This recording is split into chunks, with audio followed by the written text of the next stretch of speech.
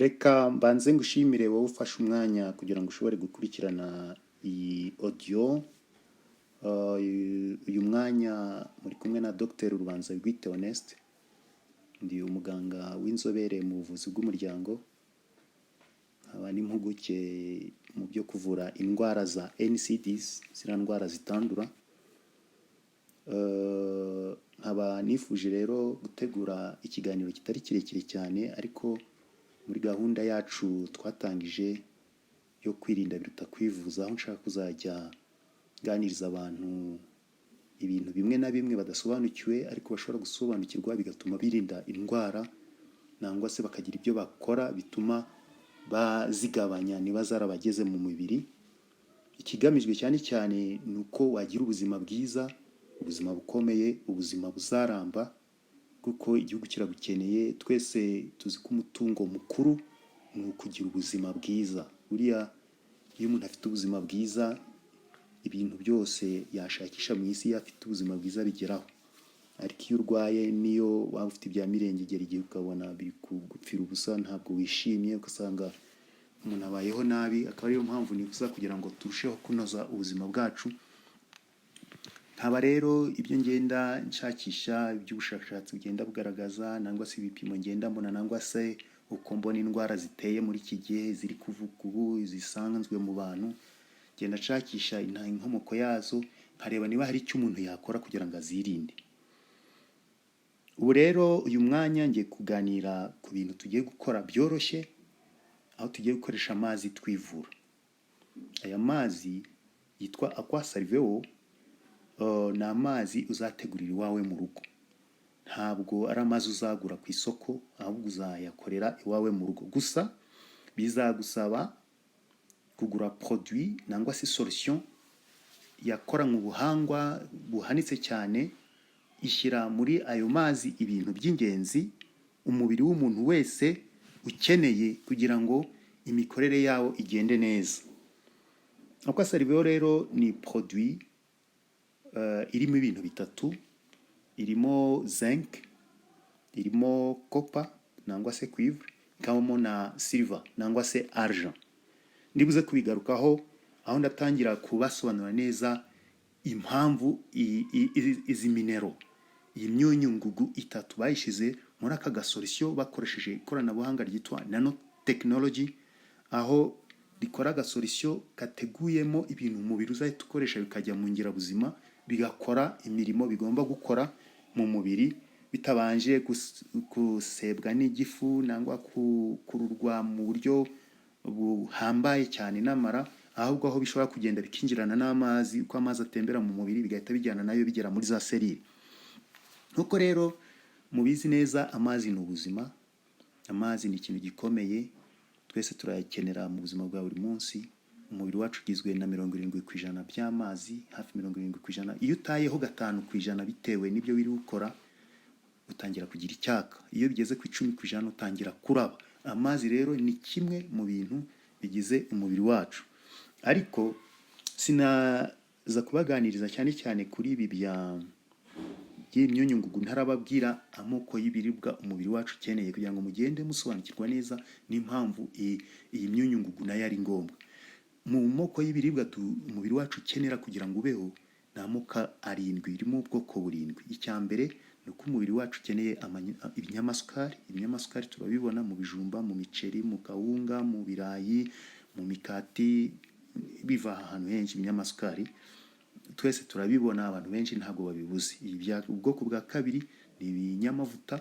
Ibinyamavuta nabyo dushobora kuba twakwifashisha ari amavuta dukora dutekesha, nangwa se ibiribwa bindi bitanga amavuta birahari nabyo.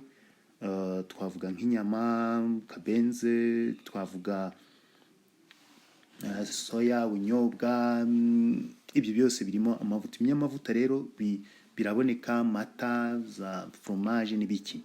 Ibyo ni ubwoko bw'ibiribwa bwa kabiri. Nyuma y'ibinyamasukari, ibinyamavuta, hakurikiraho za proteine. Proteine nazo turazibona cyane mu bishyimbo, mu mashaza, mu biki, mu nyama, mu magi. Proteine ziraboneka kiretse abana babuze ibyo kurya, nk'abandi batangira kugira indwara yo kugwingira. Hari igihe za proteine ziba ari nke, babaha ibintu by'amasukari nk'ibirayi gusa, ariko usanga nta ibintu bizana proteine mu mubiri, icyo gihe umuntu arwara bwaki. So ubwoko bwa kane ni vitamines. Murabizi ko vitamine zitandukanye n'ibyo navuze mbere, ziva cyane cyane mu mboga n'imbuto, cyane cyane ibiribwa ari bibisi biduha amoko ya vitamine aranyuranye kandi ari mu bifasha umubiri kurinda indwara. Ubwoko bwa gatanu bw'ibiribwa ni ibyo bita les fibres nangwa se fibers, ni biriya bintu bigira ibishushungwa nk'imboga, iyo kanje imboga hasigara ikintu cy'igisapfu. Imbuto nuko zigira imyembe igira ibisapfu. Iyo uriye rero biriya bintu nangwa se mu mbuto nangwa se mu biribwa bindi bisanzwe bikagera mu mubiri, igifu kirabisya hagasigaramo ibyo bintu. Biriya ni ibintu by'ingenzi kugira ngo ugire ubuzima bwo mu gifu, mu amara mato n'urura runini bishobora gusohora ibikatsi, bituma umubiri ugira balance. Iyo bibuze nabyo mu mubiri, wirira ibintu biri direct umubiri utukurura nka biri processed byo mu nganda n'ibiki, hari igihe bidasiga kiriya gisapfu umubiri ukeneye kugira ngo amara akore neza. Ubundi bwoko bw'ibiribwa umubiri wacu ukeneye ni amazi. Buri ibyo warya byose ubuze amazi mu mubiri, kandi twabonye ko arigize umubiri, wapfa. Amazi ni ikintu cy'ingenzi mu gukoresha ibikorwa bya serire mo imbere. Bitafite amazi serire ntiyabaho, yahita yuma, wahita unapfa. Ngira ngo ikintu cy'amazi rero ni ikintu cy'ingenzi cyane, nacyo ni ikiribwa burya kigize amoko y'ibiribwa dukeneye. Ubu bwoko nshaka kugarukaho ari nabwo ndi bwibandeho cyane buteye inkeke muri iki gihe, nibyo bita imyunyungugu nangwa se minerals. Ibi imyunyungugu ni ibintu bikenerwa n'umubiri, ari utuntu duke tutabona n'amaso. Ibindi turabibona, ibindi biribwa byose turabibona n'amaso, ariko minerals ntabwo tuzibona n'amaso. Ni utuntu duke ariko nitwo dukoresha umubiri. Ibintu byose serire zikora mu mubiri byifashisha minerals kugira ngo zikore neza. Iyo minerals zibuze mu mubiri, hari byinshi byibloka umubiri ntukore. Ibyo rero bikagaragaza ibimenyetso by'indwara zimwe na zimwe zitandukanye, ariko wapima ibisanzwe by'ibipimo tubona ntibigaragare, kuko wenda za laboratoire zihambaye zipima izi minerals, trace minerals, zikabigaragaza mu maraso ngo igipimo kimeze gutya, uri hano na gutya na gutya. Ariko kenshi ntidukunda kubipima muri laboratoire zoroheje, aho dukunda kwivuriza henshi usanga laboratoire zifite ubushobozi bwo kubipima. Haba rero nshaka kubereka agaciro k'izo za minerals kugira ngo usobanukirwe n'impamvu dukwiriye gukoresha iriya produit ya Aquasalveo mu mazi tunywa. Icyambere, mwese musobanukiwe kampere k'umunyu witwa fer, umunyu uriya witwa ubutare. Fer iyo ubuze mu mubiri ntabwo wayibona n'amaso. Iyo ubuze mu mubiri ntabwo umubiri wawe ukora amaraso, ugira ikibazo cya anemia. Ngira ngo nk'abagore batwite bakunze kujya kwa muganga bakabapima, bakabwira ngo ukeneye fer, turakongera fer kugira ngo amaraso yawe yiyongere. Nangwa se abana kenshi turapima tugasanga amaraso yawe ni make, tukabaha za supplement za fer. Fer rero ni umunyu w'ingenzi. Iyo ubuze mu mubiri ntabwo amaraso yiyubaka, ahubwo utangira kugenda shonga, bikaba byatuma baguha amaraso. Kandi ibindi biryo byose, amoko y'ibirwa bindi uyafite, ushobora kubona n'umuntu anabyibushye, anameze neza, umwana ashishimanga, ariko wamupima amaraso ugasanga ni make. Icyo gihe usanga ari umwana watenebutse, ko amaraso niyo azana oxygen mu mubiri. Murabizi ko rero kugira ngo leta yacu idufashe kurwanya kugwingira kuri fer, kubura fer mu mubiri, hari gushyirwa imbaraga mu guhinga biriya bihingwa nk'ibishyimbo bikungahaye kuri fer, kugira ngo abanyarwanda nitugura tukabirya, noneho tutajya kuyishakira kwa muganga nangwa mu za supplement mu miti, ahubwo tuyirye mu bishyimbo. So fer rero ni ikintu cy'ingenzi cyane mu mubiri wacu. Ikindi gikomeye musobanukiwe neza ni nk'umunyu wa iode. Umunyu wa iode nawo ni umunyu ukomeye cyane utuma umubiri ukora neza mu kurinda indwara y'umwingo. Iyo ugize iode ikaba nkeya mu mubiri, ukabura iode, ushobora kurwara umwingo, cyane cyane uturere twazahaye uwo munyu wakayutse utabamo mu butaka bwabo, usanga barwara imyingo ku buryo ushobora gusanga nk'umurenge nangwa akarere kose barwaye imyingo. Utarwaye umwingo ukaba wavuga ko atari muzima. Aba rero nifuza ko twese dusobanukirwa akamaro k'imyunyungugu mfatiye kuri izo ngero ebyiri. Murumva ko ari ibintu by'ingenzi. Ubu ngubu OMS yashyizeho gahunda ko nta munyu ushobora kugera mu baturage utarimo iode. muri uriya munyu tugura musomye ku sashe muzasanga wanditseho ko wongerewemo iyode, iodized salt, umunyu wongerewemo iyode. Iyode ni kugira ngo izanemo bya bindi abantu babifatemo umunyu bagushyire mu biryo ariko batazi ko, kuko iyode ntabwo tupfa kuyibona mu butaka, usanga iri ku gipimo gitoya mu bihingwa duhinga. Niyo mpamvu rero yongerewe mu munyu. Iramutse ibuze wabona igihugu cyose abantu bose bikoreye umwingo, barwaye umwingo. Mumaze gusobanukirwa rero n'akamaro k'izi trace minerals, imyunyungugu, ndagishaka kugaruka kuri iyi chat ndi kuvugiramo iyi audio muyirebe neza. Ndahera ku munyu, byose sindi buze kubisobanura wenda uko mubibona hariya, ndibuze kwibanda ku byo nshaka kuvuga, ariko ndahera ku munyu witwa calcium. Calcium ni umunyu w'ingenzi. Murabona kuri iyi chat iyi ni y'umurwayi wanjye nafashe napimiye ibipimo ngo ndebe uko imyunyu ngugu ihagaze mu mubiri we. Calcium y'uyu murwayi wanjye yaragabanutse. Igipimo cyiza cya calcium cyagombye kuba kiri hariya muri kabara k'icyatsi. Iyo biri mu ibara ry'icyatsi, mumanutse nko hasi aho hari yanditse cobalt, murabona ko iri mu cyatsi. Hasi hari cobalt na manganese biri mu cyatsi, na iode biri mu cyatsi. Nuvuga ngo uyu murwayi wanjye ibintu afite bizima ni cobalt, manganese, iode, nickel n'ibindi biri hasi wenda ntagiyemo, birahari byinshi. Ariko iyo igipimo kigaragaje ko uri mu cyatsi, uba ufite imyunyu ngugu iri ku gipimo kizima umubiri ukeneye gukoresha. Iyo bimanutse bikajya mu bara ry'ubururu, bururu, ni muri range, ni hafi y'ibizima. Hariya ntabwo biba byakahungabanyije ubuzima bwawe cyane. Iyo bigeze mu muhondo hasi nangwa mu muhondo hejuru, biba bitangiye guhungabana. Iyo bigeze mu mutuku biba ari grave, umuntu aba afite ibibazo bikomeye ku buryo kubura uwo munyu bishobora gutuma umubiri udakora mu buryo runaka. Calcium rero uko muyibona kuri chat yacu ya mbere, urabona ko hano iri mu bara ry'umuhondo, bivuze ko uyu muntu abuze calcium ku buryo ashobora gutangira kugira ibimenyetso bya calcium nke mu mubiri. Nubwo bitaraba umutuku ngo biba grave, ariko uyu muntu amagufa ye ntago akomeye. Uyu ni wa wundi amenya ashobora kuba murya yumva arirwa mu menyo, ashobora kuribwa mu magufa, akumva sinzi ukuntu atonekaramo imbere mu igufa, akumva atamenya hari kubabara hariho kubera calcium yabuze mu mubiri we. Calcium ni ingenzi kuko ituma umuntu ashobora kugira mu zabukuru akaba umusaza akomeye. Ni ngombwa rero ko uyu muntu nagomba kumuha supplement za calcium. Umunyu wa kabiri ni feri. Hano murabona ko feri ahagaze neza, ameze neza, nta kibazo, ari muri, ntago ari mu cyatsi ariko ari mu bururu, ni hafi ya range normal. Tugere noneho kuri zinc. Zinc yamanutse iri hasi cyane. Uyu munyu wa zinc ni ingenzi mu mubiri wacu. Zinc ikora ibintu 10. Hari niyo babita ngo ni chef d'orchestre, ni iririmbisha ibikorwa by'ama reaction bibana muri selile zacu zose. Zinc ikora muri synthèse, mu kubaka za ADN, selile ziri kwiyubaka, ziri kwivugurura, ziri kwirejuvenatinga, kwivugurura, ni zinc ibikora.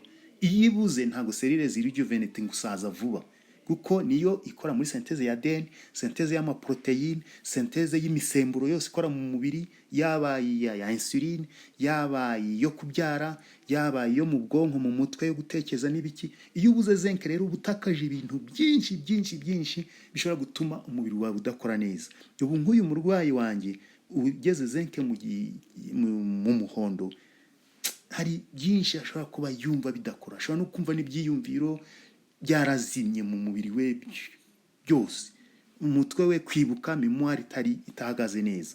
Ko zinc ni umunyu ngugu w'ingenzi, nubwo ari duke tuba turi mu mubiri, ni umunyu ngugu w'ingenzi, ni ukurikira umunyu wa fer ukoza amaraso.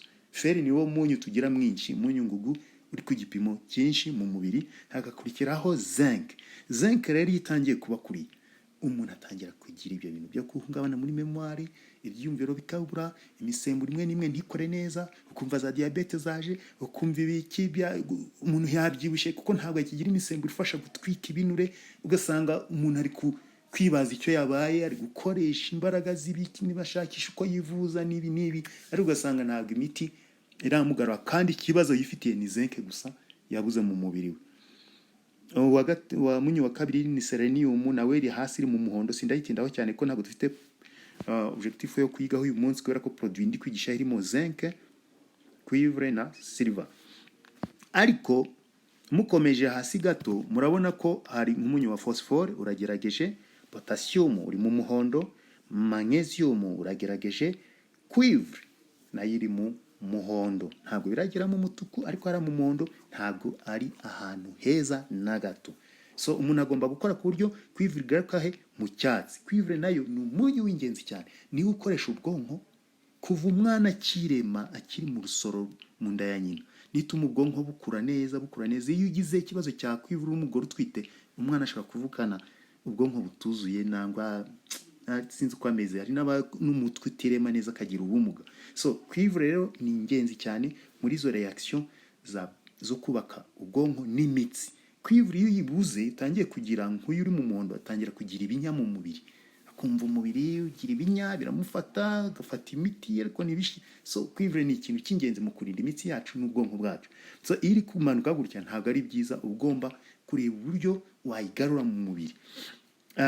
Ngira ngo rero ibyo navuga kuri imyunyungugu ni byinshi, ariko ngarutse kuri arija ntabwo nashoboye kuyifotora kuri yacitse ku biri hasi cyane, ariko arija naho kuri uyu muntu wanjye nawe iri hasi. So bishatse kuvuga iki?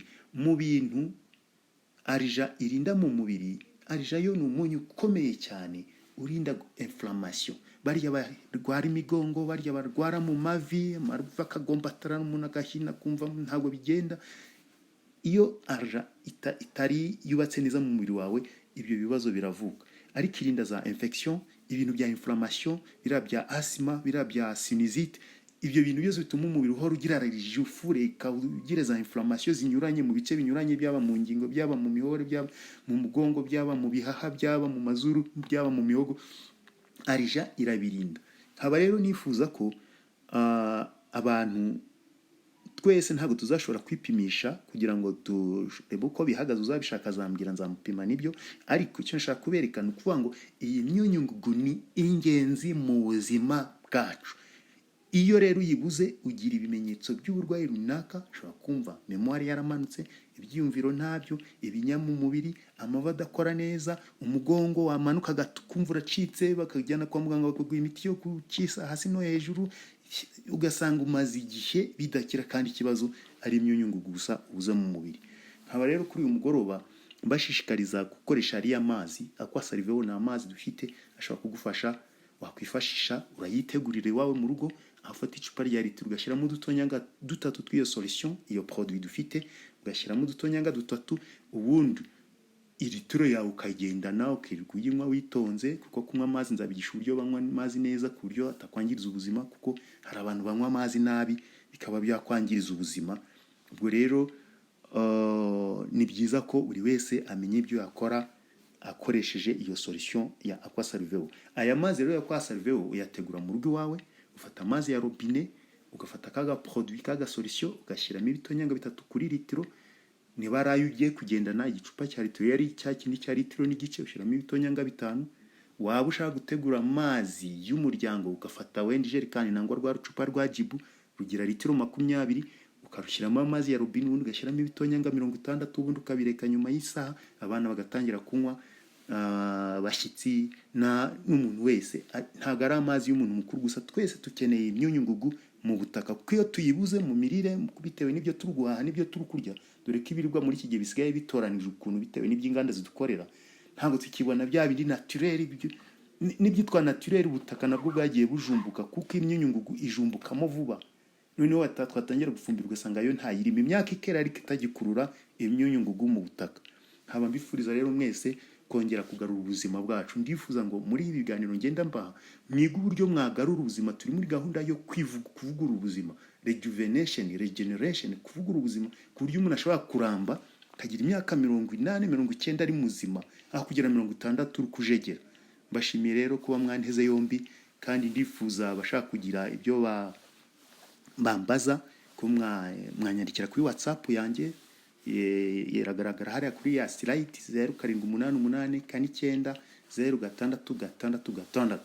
Ndi kumwe namwe rero muri urugendo rwo kugira ngo twirinde aho gora twivuza ibintu bidasobanutse kandi imibiri yacu buriya ni ubutunzi bukomeye, tugiye kwiha agaciro tukayubaka, ko niyo izatuma ibyo leta y'ubumwe iri kutwubakira ibikorwa remezo birakomeye, amazu turi kubaka akomeye, imihanda turi kubaka ikomeye, ariko n'ubuzima turashaka kubaka ubuzima bukomeye bubereye umunyarwanda wuzuye mu buryo bwose, physically fit, biologically fit, kandi ufite icyizere cyo kuramba. Mugire rero ibihe byiza, kandi mbahaye ikaze. Abashaka kuzagira ibyo mwanyandikira mumbaza, muzakoresha WhatsApp nabahaye, nongere nyisubiremo 0788 kandi 9 066. Mwari kumwe na Dr. Rubanzabigwi Theoneste. Ciao ciao.